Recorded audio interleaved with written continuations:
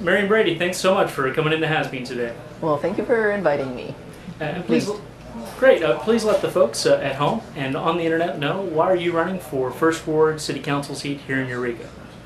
Well, I'm running for First Ward Council seat in Eureka because I became interested in what was going on in the city about, I don't know, almost a year ago, when I was observing all of what was happening with the Marina Center, the balloon track, the cleanup issues. I was very interested in that because I just thought, well, this is a hopeful thing for the city.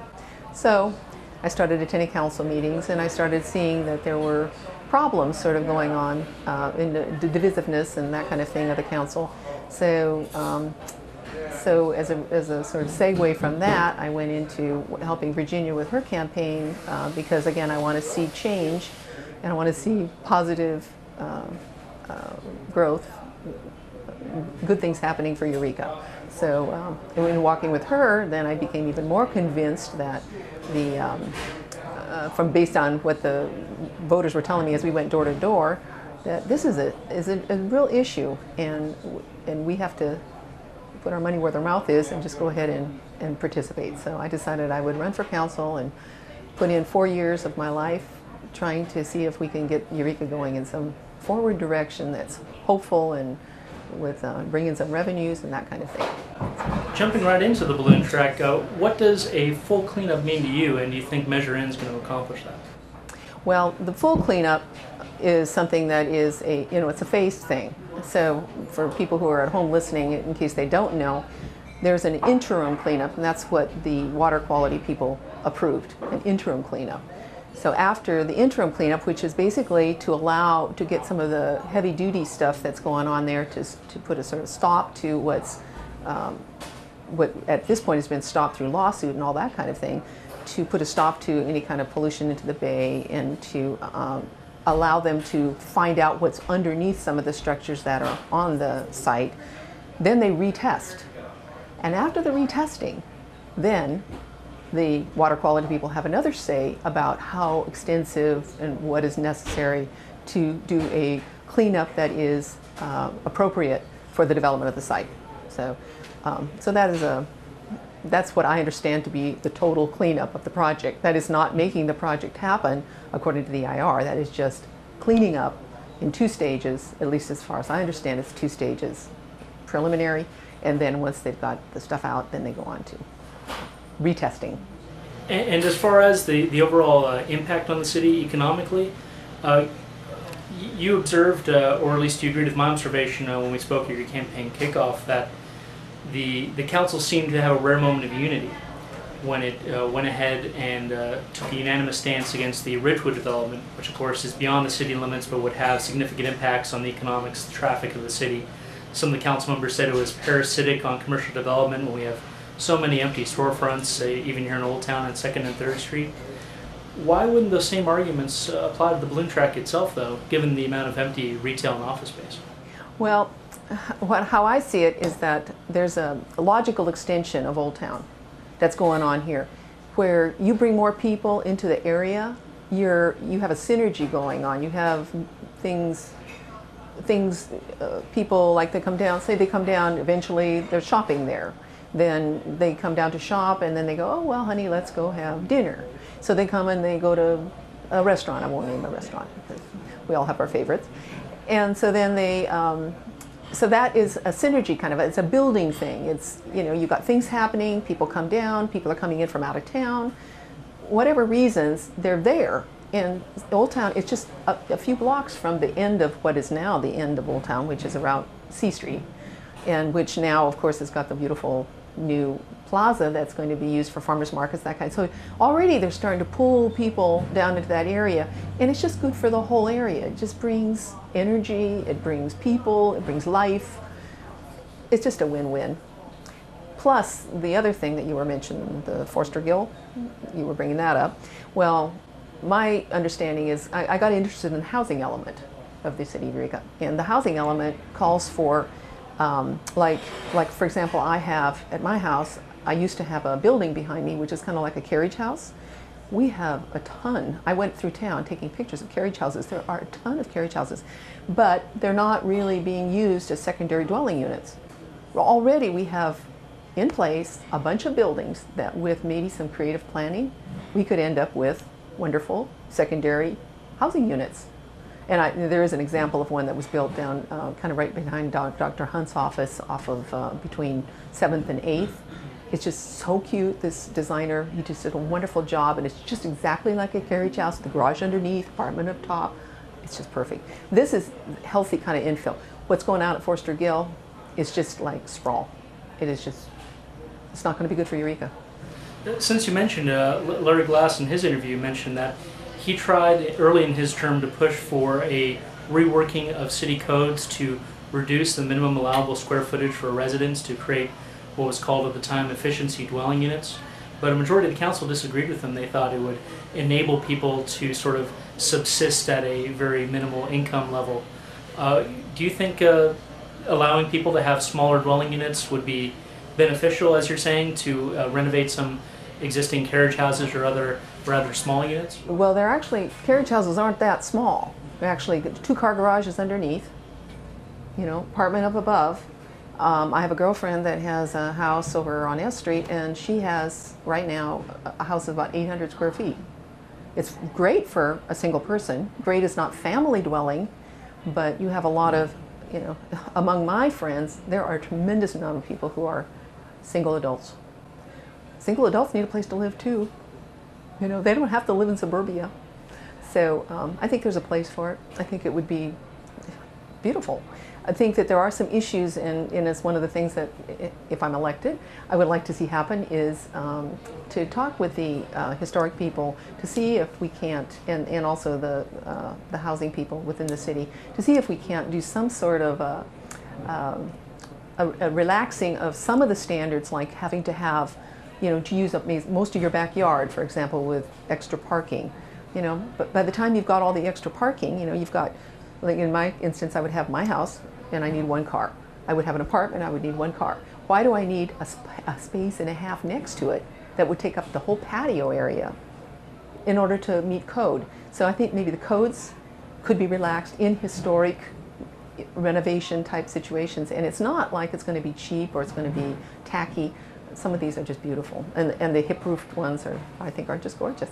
And they're a part of a historic, they have a historic value. You just want to wait until they catch on fire or they just lie fallow. Why should they lie fallow when people could be making money from that, and people could have a place to live that's reasonable and close to downtown or whatever? It's all, most of those carriage houses are actually in town, so they are close. Beyond the balloon track, what would you say your most effective way in your term in office, should you be elected, what would you do that would be most effective in your mind to create jobs for Eureka? Regarding the balloon track, well, beyond the balloon track, what other methods do you think the city has within its power, or should exercise within its power? Well, I have seen, again, because I'm a graphic designer and because I'm not trying to, you know, garner work or anything from this, but because I'm a graphic designer and I've worked with so many just startup baby businesses, I've seen how they, sometimes they get, they have things that happen to them in the course of their travels through City Hall that are less than encouraging, or, you know, that they actually have to fight an uphill battle to make their businesses successful. One company I know, they were not able to do a less expensive design for their building signage, and so they've struggled. I mean, I think they would have been many times more successful had there been somebody there kind of championing them through that process so that they could do the less expensive option, and it would have maybe made their business even more successful. I mean, they've hung in there through a couple of bad years, and I'm so proud of them. Moving on to public safety, do you feel Gar Nielsen, he's had about three and a half years on the job now as police chief, do you think he's been effective at bringing reforms to the department? Do you think those reforms were needed? Reforms, for example, like the problem-oriented policing program. I'm sorry, the POP? Problem-oriented, the POP, yeah. Right. Well, that's what we hear the most about. Internally to his organization, I don't really know, you know, what that is all about, whether this is, you know, that if he's brought really positive changes to the organization, I can't say. But definitely the problem-oriented policing seems to have been effective at least helping the citizens to feel that they could call attention to something and then have something happen as a result of the calling. I used to have that situation because I lived down on the west side, and people used to call it Bosnia because it was, had a lot of problems, and so that in the course of my tenure there, which I'm still living there, the drug houses and things like that, they have kind of, as we've gotten better in our area, they've kind of been maybe pushed further away. But that there was a drug task force and things like that came and did busts and asked for input. But then that seemed to have died, and I don't know what happened to it. Just as a citizen, I don't know what happened to it. But now it seems to have kind of resurrected itself as this problem-oriented policing, where they're talking about how many guns they found and how many meth houses they busted and that kind of thing. And we all want that, so that's a good thing. So, but the overview of the whole police department, I don't really know from an internal position of how successful he's been. I'm assuming he is. Well, one thing the council's just adopted is this anti-smoking ordinance, which practically makes it, a crime, even if just an infraction to smoke cigarettes or what have you in public almost anywhere in town, even within 30 feet of a front porch or outside of a cafe or a bar.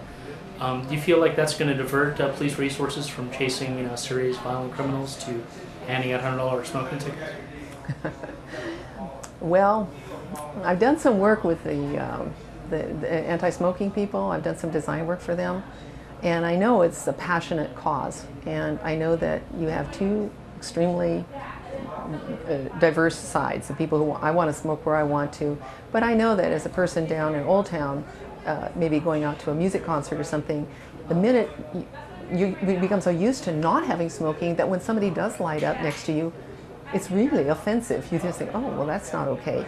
So I don't know with smokers what their baseline issue is, how much they have to have it, in order to, be human. I know that at Old Town, at another coffee shop, that there are a lot of smokers that gather, and they're all within 30 feet of a door.